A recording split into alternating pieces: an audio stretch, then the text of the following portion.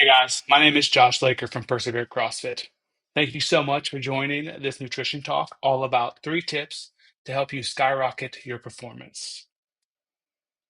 At Persevere CrossFit, we've partnered with Healthy Steps Nutrition to support our clients using a framework that's guided, tested, and proven. We believe something as fundamental as nutrition shouldn't be complicated, which is why we focus on a simple, habit-based approach. But we know that helping you become the best, healthiest version of yourself isn't just about what you eat or going to the gym a few hours a week. We must focus on a holistic approach addressing nutrition, stress management, mindset, support systems, and your lifestyle. We at Persevere CrossFit are relatively new to this, but Healthy Steps Nutrition isn't. They've helped over 40,000 people worldwide take control of their health. Whether your goal is to lose weight, improve performance, or both, there are some fundamentals of nutrition we need to start with. So today we're going to dive into some of those fundamentals. We're going to do 3 tips to skyrocket your performance, and then we're going to go over some facts, including supplementation and where to get started. If you're like most of us, you understand that in order to improve performance, we must be consistent in the gym. But even if you make it into the gym 6 days a week, that still leaves 162 hours left in that week. Too often we overlook the rest of the hours in the day outside of that time we spend in the gym and how they influence our performance, recovery, and ability to decrease inflammation. Today, we're going to talk about 3 tips to help skyrocket your performance. So, first off, it's easy to get caught up in the sea of supplements, pills, and powders that claim many performance benefits. But we must not forget the foundation of health and fueling our body with whole foods. Our first core principle is eat whole foods. Eat meats and veggies, nuts and seeds, some fruit, little starch, and minimal sugar. No pills or supplements or powders will magically skyrocket your performance if we skip this tip. Let's dive into the macronutrients and how they're related to our performance. So, obviously, we hear about protein a lot. Protein plays a vital role in our body's structure and enzymes. Protein is involved with hormone health and immune function. Protein is the building block of our muscles. Without adequate protein, it's impossible to build the muscle you're working so hard for in the gym. This means we need to consume protein with all of our meals and snacks. So general recommendations for active individuals is anywhere from 1.2 to 2.0 grams per kilogram of body weight per day. So grams of protein per kilogram of body weight a day. So for example, I weigh 170 pounds. 170 divided by 2.2, which gives you roughly what a kilogram is 77 kilograms. So I need about 154 grams of protein to hit that 2.0 mark a day. Carbohydrates are our body's main fuel source, and it's our primary source of energy during exercise. All right, carbs they have the biggest umbrella in the food world, right? Examples include fruits, beans, rice, breads, pastas, veggies, candy, juice, right? So much more. There's a wide variety there. Carbohydrates that should be prioritized to improve performance are high in vitamins and minerals and contain limited added sugars. Added sugars promote inflammation, right? We want to try to um, reduce inflammation with the foods that we eat, not to promote it. When focusing on whole foods first, we are consuming quality carbs to promote recovery and optimal health. Fat aids in the absorption of fat-soluble minerals, or excuse me, vitamins like vitamin A, E, D, and K. Right? Fat is also used as energy at low intensities. Right? It's the most calorically dense macronutrient, provides 9 calories per gram. Some examples of healthy fats are nuts, seeds, oils, and animal fats which also contain protein. Fats that are going to be ideal for performance contain a lot of omega-3s, which help fight inflammation and also help recovery. Examples of this would be wild-caught salmon, mackerel, herring, almonds, and walnuts. Proper hydration is important. Dehydration can decrease performance by up to 20%. This means we need to go into our workouts properly hydrated. Some of the benefits of staying hydrated is you maintain your plasma volume, which it can ensure efficient circulation and proper oxygen delivery to the muscles. You can decrease fatigue. There's a strong link to the increased perception of fatigue and reduced endurance performance. You can prevent injuries. Proper hydration supports joint lubrication, indirectly lowering injury risk. You can reduce the risk of heat exhaustion and heat stroke by being properly hydrated. So I get asked often, can you be too hydrated? I mean, the technical answer is yes. It's really hard to do if you're consuming a healthy diet, balanced diet.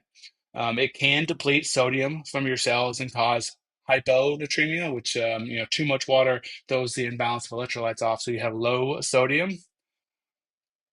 So it's important to replace the electrolytes. The electrolytes like sodium, potassium, magnesium, and calcium are all essential minerals that help regulate nerve and muscle function, hydration, and blood pressure, right? So during exercise, especially prolonged exercise or exercises during the summer, you lose electrolytes through sweat. So without replenishing these crucial minerals, you risk the fatigue, muscle cramps, decreased performance, and so restoring those electrolytes helps balance your body out and helps it perform optimally, it aids in hydration, and supports overall endurance and recovery as well. So you can get electrolytes from your food. Some of the common electrolytes found in the body are calcium chloride, magnesium, phosphorus, potassium, and sodium, right? So some of those food items that are great sources. One example is spinach. 1 cup of cooked spinach has a daily intake value of 24% of calcium and 73% of your daily intake of magnesium. All right, pickle juice. You can drink pickle juice. It's big in the endurance space. Um, Typically, pickle juice is loaded with sodium and chloride, which is why it can be beneficial. Lemons are a good source of potassium, calcium, and magnesium. Nuts such as almonds and cashews are good sources of magnesium, calcium, and potassium. Okay, so what can we do to fuel before a workout? Well, it's best done within 3 hours of our workout, right? It's important to ensure that your glycogen stores, which is the storage form of carbohydrates, are topped up and ready to go for optimal performance, right? The work that we do in the gym is largely fueled by carbohydrates. If you're working out first thing in the morning, liquids are digested faster than solid foods, and they might be easier for you to tolerate as well. Some examples of this is like half of a smoothie, a drinkable yogurt, applesauce with protein powder are all good examples. If you're working out in the middle of the day, try to consume a balanced meal 1 to 2 hours before that workout. If you are eating within 1 hour before your workout, try to limit the amount of fats that we consume during that meal because it will slow down a digestion. I'll talk more about that here in a minute. During your workout, right, if we're talking about our 60-minute workouts, really we shouldn't need to consume fuel during that workout, but just want to stay properly hydrated, consuming electrolytes if we're sweating heavily. Some product examples that we like here is Elements, LMMT. That product has typically around 1,000 milligrams of sodium, so 1 gram of sodium, 200 milligrams of potassium, and 60 milligrams of magnesium. Another product, if we're wary of the that high level of salt, is Fire Salt. Fire Salt has 670 milligrams of sodium, 190 milligrams of potassium, and 90 milligrams of magnesium. So what do we do after we work out? Post-workout fuel is recommended within 30 to 60 minutes of exercise. Again, because fat slows down digestion, we want to prioritize protein and carbs post-workout. Reason fat slows down digestion is because it stimulates the release of certain hormones, that slow down digestion because it takes a while to break down and emulsify the fat, right? And it doesn't just target the fat. It means it slows down digestion for everything that we're eating at that point. Okay, so that's why it's important not to take in a lot of fat pre-workout because it's even going to slow down the carbohydrates we're trying to eat. Now, remember, it's important to focus on a balanced and it's focused on balance in eating throughout the day, not just hyper focused on post-workout fuel.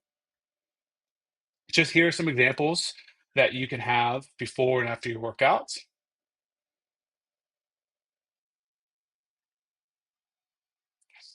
What you see on the screen here is the plate method. All right, if you're looking to lose weight, doing a regular CrossFit or 60-minute class, following the plate method for your meal after your workout will provide you with the macronutrients and fuel that you need to recover. That's half of your plate of veggies, 1/4 of protein, 1/4 of starch. If you're training for an extended workout or have goals of building muscle, your post-workout meal can look slightly different. It can look like the plate on the right-hand side, where you have 1/3 of your plate veggies, 1/3 of your plate protein, and 1/3 of your plate starch, right? So you have a little bit more protein and starch because you have goals of building muscle. You might be working out more often. That is the idea behind that. All right, tip number two, it's prioritize the rest and recovery, right? I always like to say it's not the work you do in the gym that is going to get you fitter or healthier. It is the time in between workouts that is going to make you fitter or healthier.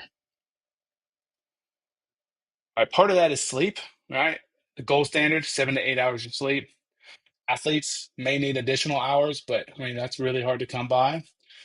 It's important because of hormone regulation and building muscle, right? When we don't sleep enough, hormone regulation is all out of whack, which will inhibit your ability to lose weight, perform our best, and build muscle. It makes you more hungry. Like the hormone that regulates hunger, it's more active if you don't get good sleep. All right, if you struggle falling asleep or staying asleep at night, here's a really good technique. It's called box breathing. It has been shown to calm the central nervous system and your mind to allow you to go back to sleep. I call this the new age sheep counting. So it's really simple. You just breathe in for 4 seconds, hold that for 4 seconds, breathe out for 4 seconds, and then hold that for 4 seconds. You just continue that over and over again, being mindful of your breathing and thinking about your breathing in that box pattern until you fall back asleep. Try not to think about anything else. Tip number three, management and mindset. Your thoughts influence your actions, which directly affect your performance. Right? It's not surprising that the third tip to skyrocket your performance is related to mindset. When you have chronic stress, your body stays alert even though there is no danger. Over time, this puts you at risk for health problems, including high blood pressure, heart disease, diabetes, obesity, depression, anxiety, even skin problems such as acne and eczema. So, what can you do? Right? Finding productive ways to manage your stress is really important. This is a book that we recommend often. It's John A. Cuff's book called Soundtracks. He talks about how to overcome overthinking. Overthinking is when what you think gets in the way of what you want.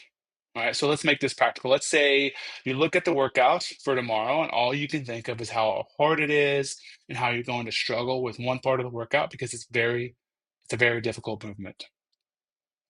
You keep replaying in your head how tough it's going to be. Then when you get to the gym and you're doing the workout, all you can think about of how hard it is, right? That's one way. The other way is you see the workout and you know it's going to be a challenge. You tell yourself, I've been working really hard. It's going to be fun to see how this one goes. During the workout, you tell yourself, good job. You are doing your best. Right? At the end of the experience, who had the better workout? Right? 10 out of 10, it was version number two. All right. Whether you think you can or you think you can't, you're right. All right. This is a quote that's made famous by Henry Ford. All right. So let's do a quick recap. All right. In order to skyrocket your performance, we need to start with the foundation of our core principles. Right. Number one, focus on whole foods first. Like I mentioned before, Eat meats, veggies, nuts and seeds, some fruit, little starch, and no sugar. Number two, focus on a balance of macronutrients. All right, when we say balance, we mean does every meal and snack you consume throughout the day contain carbs, fats, and protein? Right, pairing each meal and snack with all three of these macronutrients will keep you fuller and longer. Most people will feel the best while fueling their busy days or within their activities with about 40% carbohydrates, 30% fat, and 30% protein. And then finally, limit the number of processed carbs and sugar. The American Heart Association recommends no more than 6 teaspoons, which is about 24 grams for women, and 9 for men, which is about 36 grams. The average person consumes over 150 pounds of sugar per year. That's roughly 46 teaspoons per day. All right, let's get into these FAQs. Is there really only a 30-minute window after my workout to fuel my body? All right, this is a great question and one that gets asked often. Okay, while it is ideal for your body to fuel your body within 30 to 60 minutes of a workout, that's not the only time that matters, right? Nutrient timing after your workout will not transform your performance or body composition alone. What matters more is what you're eating, whole foods, adequate macros throughout the day, and prioritizing sleep. Moral of the story, your protein shake after your workout isn't the secret weapon to performance. Now, I say that, but we are all busy, right? And if we're going from the gym to work, and it's going to be a couple hours until we get in a substantial portion of protein, that protein shake is very beneficial at bridging that gap, right? And that leads me to this: do I need protein supplement or a pre-workout? All right, most of our clients do not get enough protein throughout the day to meet their goals. So if you're consuming protein at all meals and still find it tough to get enough throughout the day, or you're struggling to eat within 30 to 60 minutes of your workout, like I just mentioned, a shake is a good option for you. Whey protein is always the gold standard for building lean muscle mass and would be recommended post-workout, right? If you don't do whey or if you have a milk allergy, pea protein is the most complete plant-based substitute. Right, if your primary goal is to build muscle, casein might be a good option for you. It's best consumed at night. That's in conjunction to the whey protein after the workout. Pre-workouts, oftentimes they contain a lot of caffeine, leaving you feeling jittery, right? Remember, we always want to focus on whole foods first. So getting in a carbohydrate-based meal before a workout should be sufficient. All right, where should I start? This is a great question. I want you to start with one thing at a time.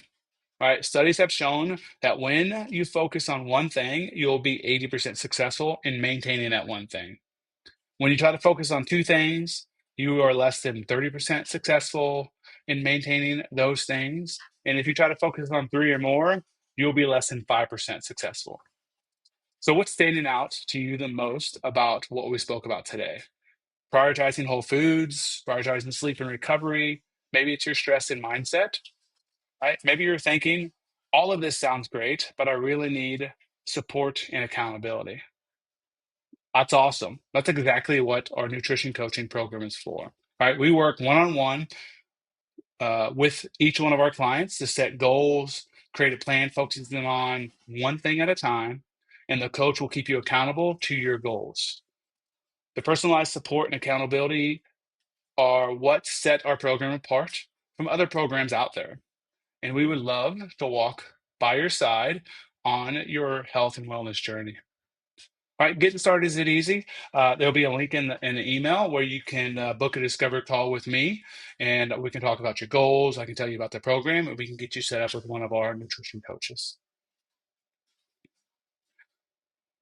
Thank you for joining this nutrition talk. If you have any questions, feel free to reach out, reply to this email, or you can even send us a text messages. Take care.